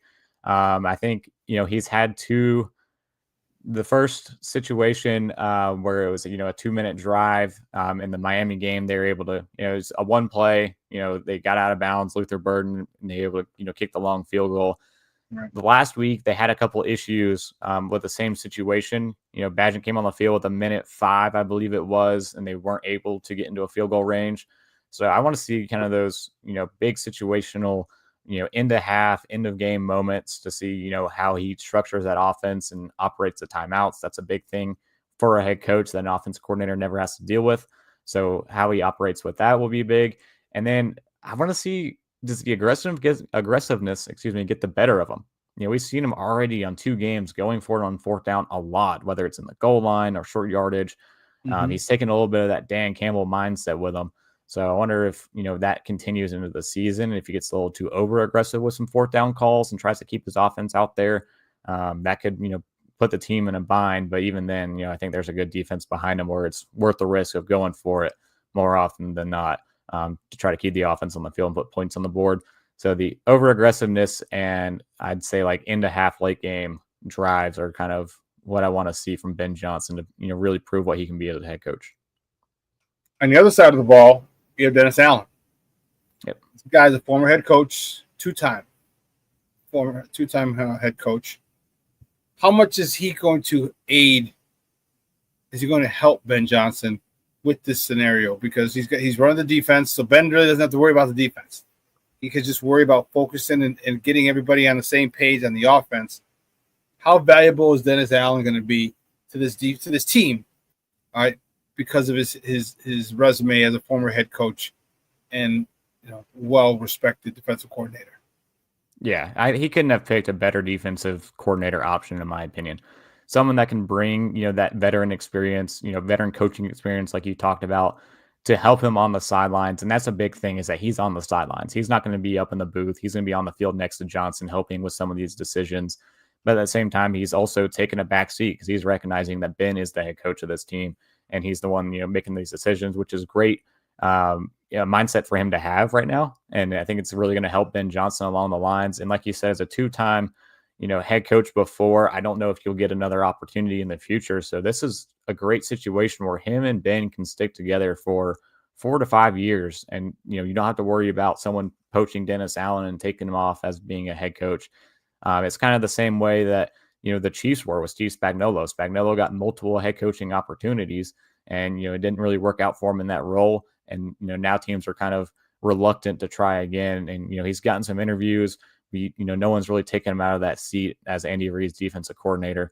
And I hope that, if everything works out perfectly with this, coaching staff, that Ben Johnson can have his guy and Dennis Allen, where those two can stick together for years to come and not have to worry about anybody poaching him off the coaching staff. So I think it's, a perfect addition to the staff, and he's going to bring a lot to this team.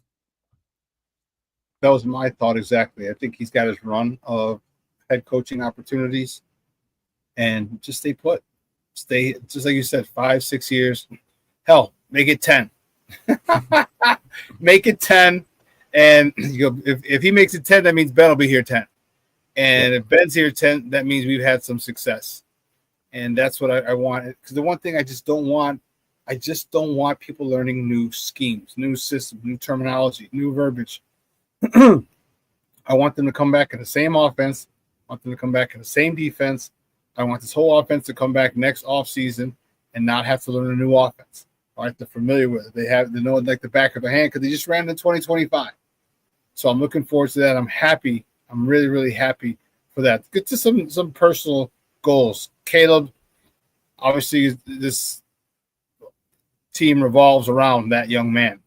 Your thoughts on some of the goals that he'll probably reach this season? Yeah, so I know Ben's mentioned 2 of them specifically. The 70% completion. That's a big number because he hasn't been anywhere close to that. You talked about he was 60% in the 2 drives that we saw him in the Bills game, but even Ben mentioned he's sitting at like 55 in total going through training camp. So he's still well below that bar, and that's a tough bar to reach. I mean, hitting 70% completion is, very impressive for a quarterback. And it just speaks to what we were talking about earlier, the quick completions, the easy completions. So that's a big number for, I know, Ben Johnson. And I know for both of them, Caleb and Ben, they want to hit that 4,000 passing yard number sooner than later. It seems like Caleb's destined to get that number and get that record for Chicago for the first time of being able to hit that number. So I don't know if a touchdown's a big number, in the mind of Caleb and Caleb Williams and Ben Johnson, but I know yards and completions for sure.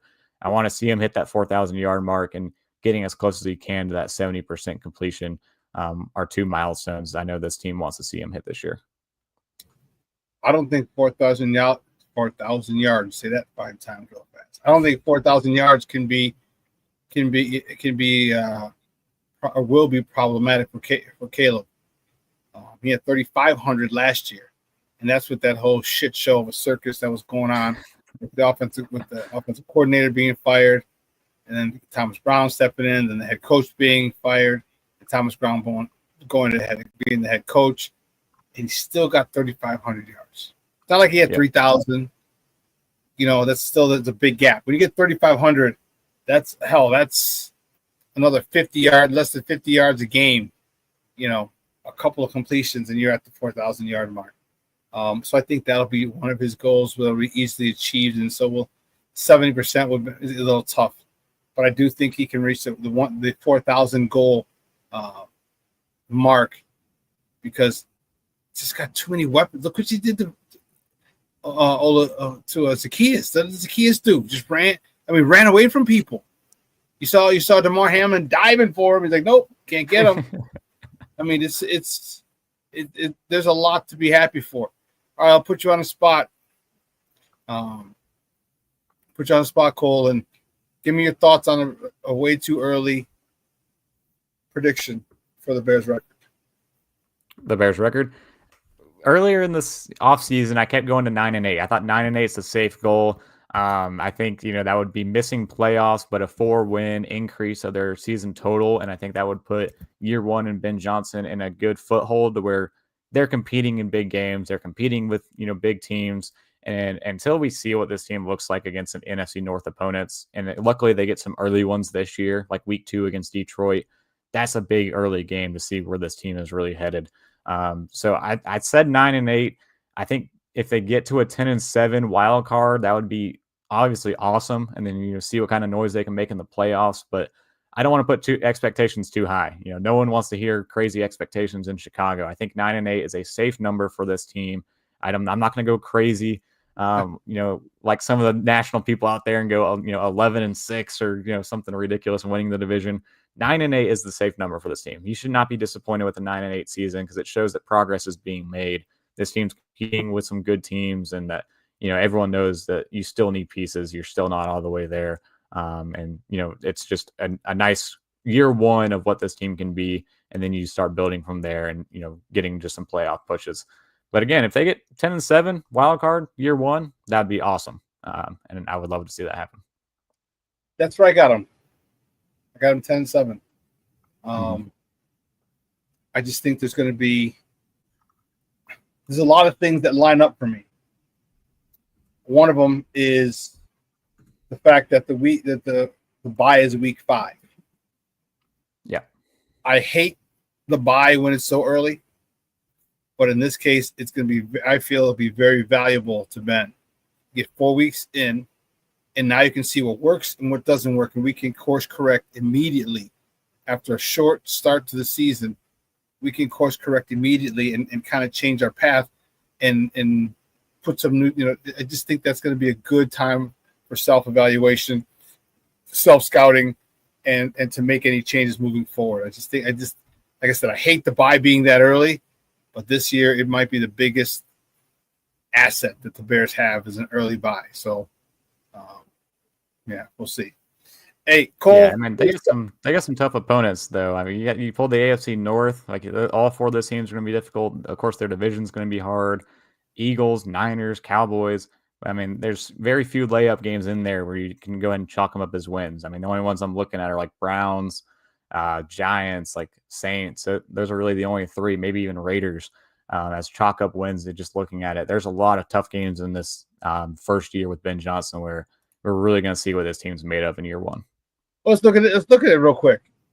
Okay. The Vikings, that's the only team that scares the hell out of me in the NFC North. They scare the hell out of me. Look what Kevin O'Connell did with Sam Darnold last year. Okay. JJ McCarthy, I know he was hurt. That was a redshirt year. He got a chance to look at that offense from a different perspective, from a coaching perspective, where he's able to see what Sam Darnold did well, what he didn't do well. And I think having that, and I'm not going to say he's going to do exactly what Patrick Mahomes did. I'm just going to say that he's in the exact same situation because for all intents and purposes, Patrick Mahomes didn't play his freshman, his rookie year. He was behind Alex Smith. I mean, he got in a couple of late games, but he sat, which is ideal. And JJ McCarthy sat. I'm really worried about it. The only thing that luckily we got him early and middle of the season because Justin Jefferson still might not be 100% or maybe still be ramping up. Jordan Addison, you mentioned, is not going to be available, so that helps. Detroit, I think they lost too much in the coaching, bro. Ken, I think they lost too much in the offensive coordinator, the defensive coordinator, some of the position coaches. I think that's a lot to try and cover up. The Cowboys suck. You need to beat them. The Raiders suck. You need to beat them. Washington, I think that's a revenge game. I think a lot of players will make that personal. Saints, but then you're right. Then you got the Ravens, Bengals. I think the Giants still suck, even though who did they name? It's probably going to be it'll be Russ, but we'll see at that point if Russ is still starting at that point. I would think he would be maybe a potential Jameis, or Jackson Dart game, but I think Russ at that point might still be. Okay, yeah. Then the Vikings again at that point should be healthy. Not Justin Jefferson will have his football legs under him. Jordan Addison will be back off suspension. So that one, Steelers. I'm not. Yeah, Aaron Rodgers, that's a tough one. That's a tough one. So we probably lose that. The Eagles, tough one. Green Bay, I'm really not worried. I'm not very concerned with Green Bay, even though we have them twice in 3 weeks. I just don't know. And the Browns, I think the Browns stink. San Francisco is going to be a tough one. And then Detroit, I think Detroit finally gets it all together at the end, and maybe they give us that loss. That's why I say I see 10 and I can go 10-7.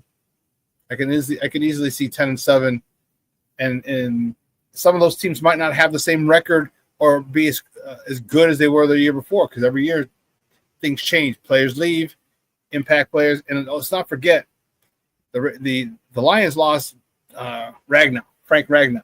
That's a huge part of the success of that offense.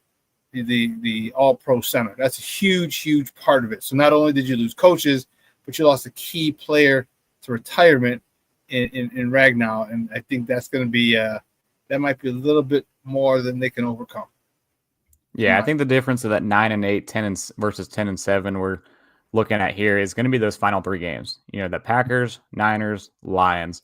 All 3 of those games are pretty much playoff games to get into the playoffs. Yeah, because the Packers are going to be, right there, fringe wild card.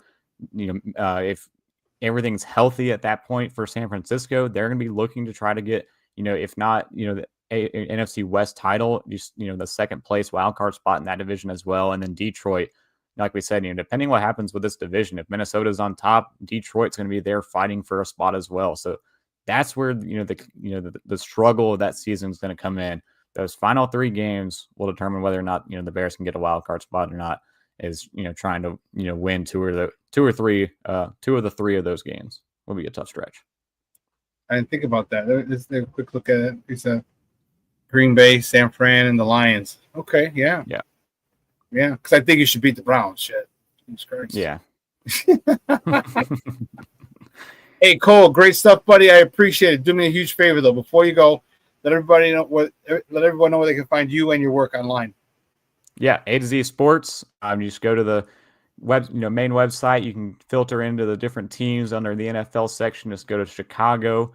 Check out all the Chicago news there, and then on Twitter as well, at A to Z _slaw on Twitter. I post some articles on there, some thoughts throughout the game, all those types of things. So we're trying to keep the content rolling, and should be a good season, Shawn. I'm definitely looking forward to it, and hopefully some excitement on the way with this new team.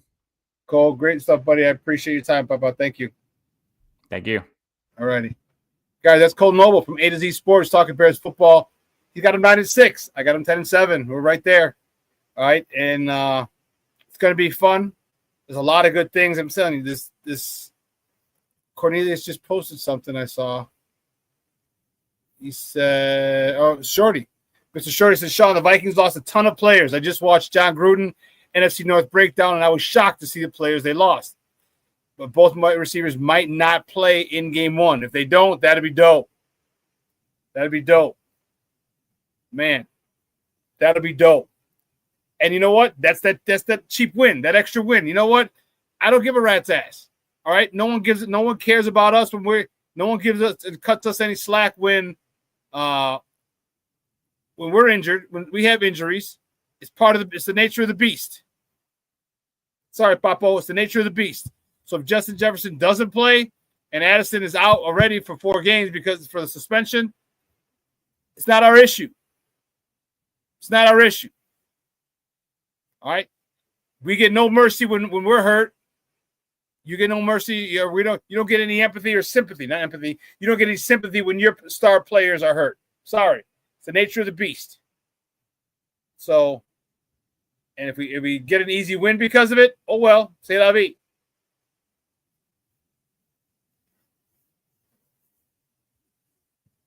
Plank, I don't give a shit. No.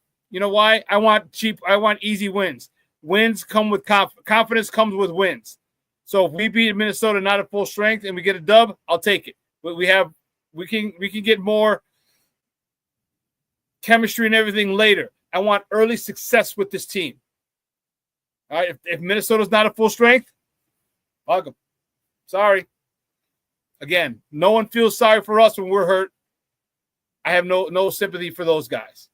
So and no one asks, oh, did such and such a play? Did such and such a play? No one asked that. Did you win or lose? And I want them to stack wins because we're going to see. I want them to stack wins, and we're going to see the confidence of this team build. Because then you're going to Detroit the following week. I'd rather go to Detroit on a high note. Doesn't matter if those stud wide receivers don't play. Doesn't matter. They're coming off that would be coming off a win. And that's what I'd like to see them going into the house of the NFC North champion, the reigning NFC North champs, who just lost their offensive coordinator, defensive coordinator, some of their position coaches, and their all-pro veteran center.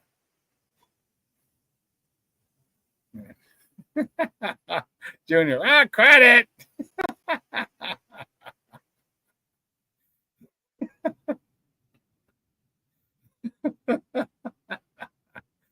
King Booker World, if Minnesota wants sympathy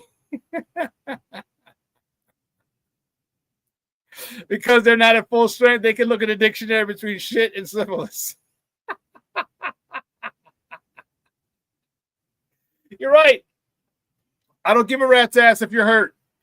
It's next man up. Next man up.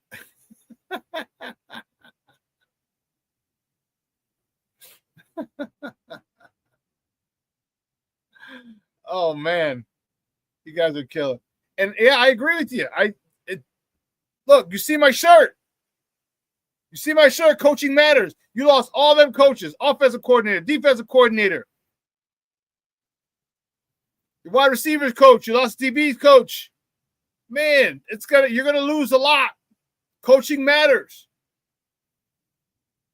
And this will be available on Sports Zone Chicago Swag Shop. And when they're in Detroit,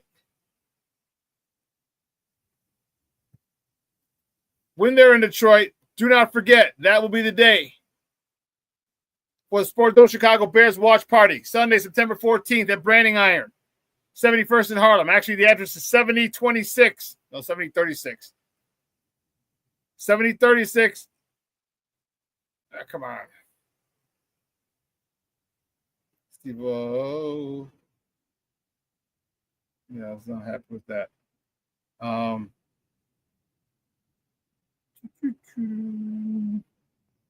Here. 7036 South Harlem.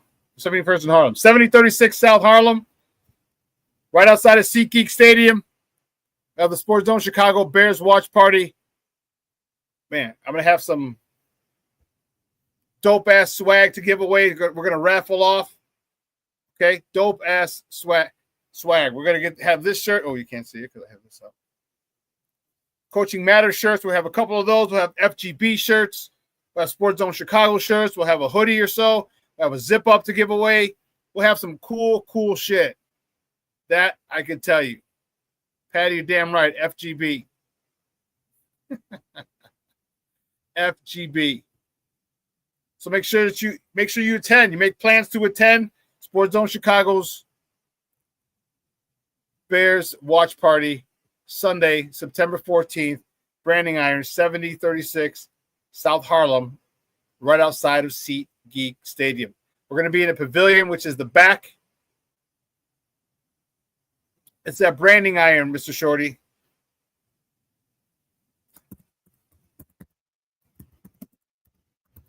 Right by SeatGeek, it's SeatGeek Stadium. SeatGeek Stadium's pushed back a little bit.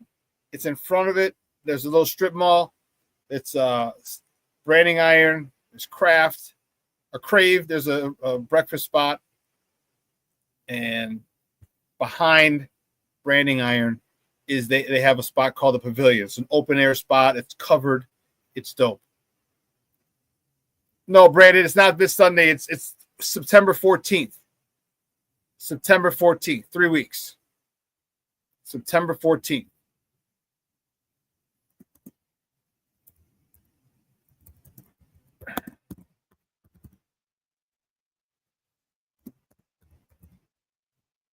It's in Bridgeview, Illinois.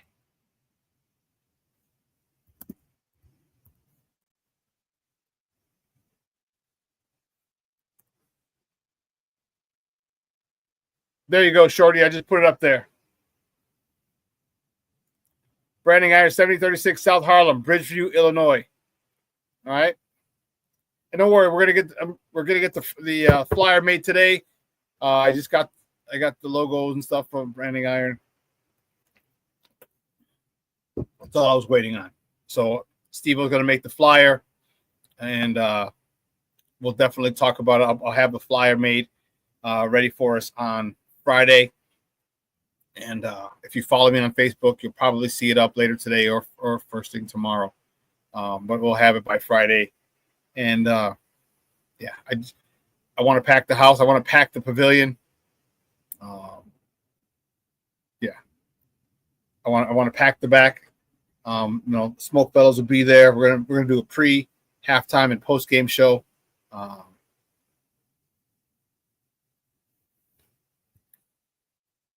Well, just take 294. Take 294 if you're in Crystal Lake. It won't be Crystal Lake's northwest, if I'm not mistaken, isn't it? See Crystal Lake. Yeah, 50.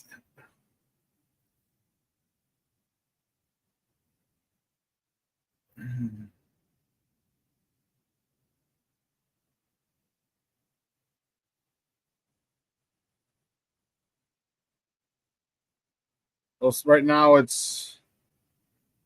take you about an hour, Shorty. An hour and 15 minutes. I'm looking at it. But Sunday morning it'll probably take you about an hour. So I got an hour and 17 minutes right now. Is the fastest. And there's traffic. On Sunday morning, there's not going to be a lot of traffic. Hopefully you can make it, Papa. That'd be great to see you. All right? That'd be great if you can make it. I'd love to see you. And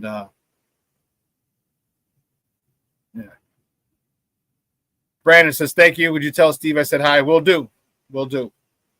All right. Listen, 2 hours is coming and going. I want to thank my guest, Kole Nole from A to Z Sports, for coming on talking Bears football with me. Brandon says, I'll be at church that day, the 14th. Okay. Cool. I'll definitely let Steve-O know. I want to thank Kole Nole again. A to Z Sports, great stuff. I'm really excited. I'm really, really excited about this. This Bears game on Friday. I'm excited about the start of the season. I'm really excited about the watch party we're going to have September 14th, Sunday. Branding Iron Sports Bar and Lounge, 7036 South Harlem, 71st in Harlem, okay, in Bridgeview, Illinois. All right. Bridgeview is adjacent to Chicago. It's next town over. All right.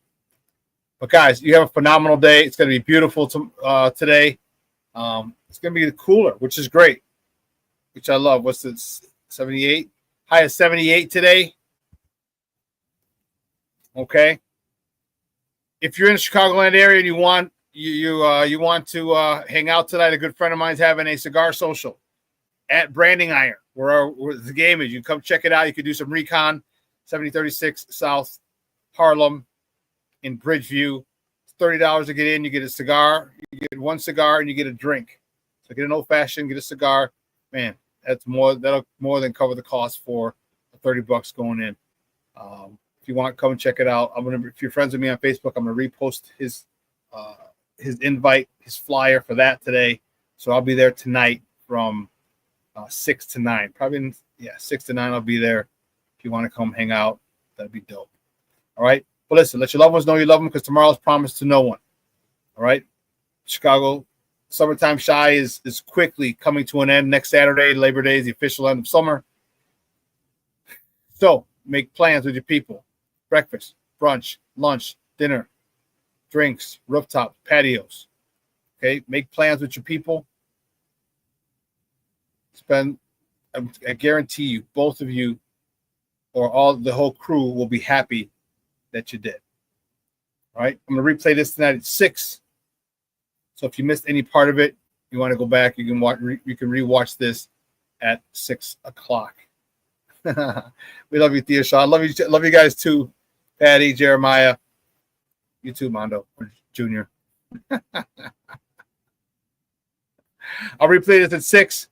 Guys, you have a phenomenal day. Just remember, coaching matters, and I'm doing my best to make sure that this we can get the link up for the swag shop on Friday. I'm doing my damnedest, and I'm doing my damnedest.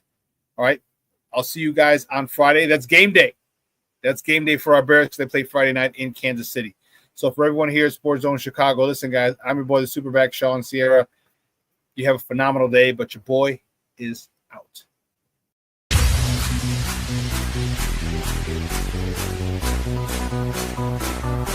Come on, race the race. Get ready for the